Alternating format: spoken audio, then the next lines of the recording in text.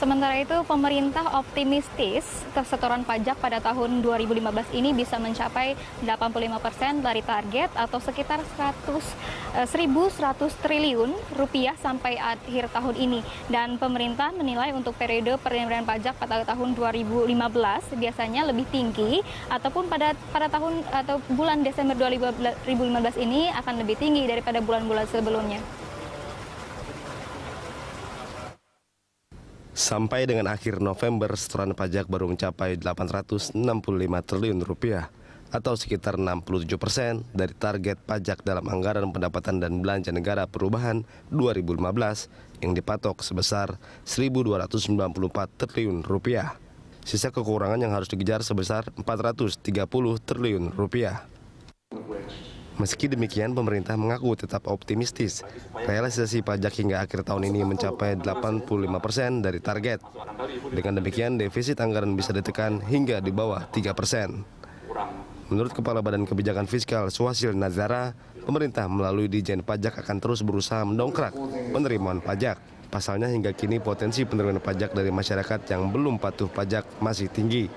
Suhasil menambahkan, pemerintah juga berkomitmen menjaga defisit anggaran di level yang aman. Ya, seperti yang di APBN, di APBNP. Yang sudah terrealisasi?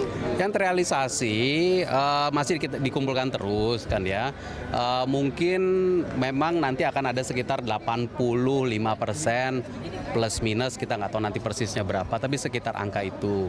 Dengan level angka itu, kita akan memastikan bahwa defisitnya aman.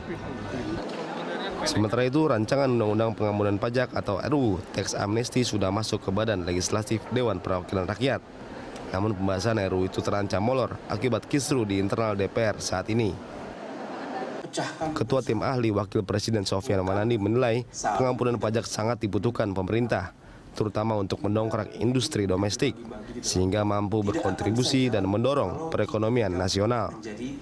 Sofyan optimistis, pengampunan pajak akan mampu menarik dana dari luar negeri sebesar 100 miliar dolar Amerika Serikat.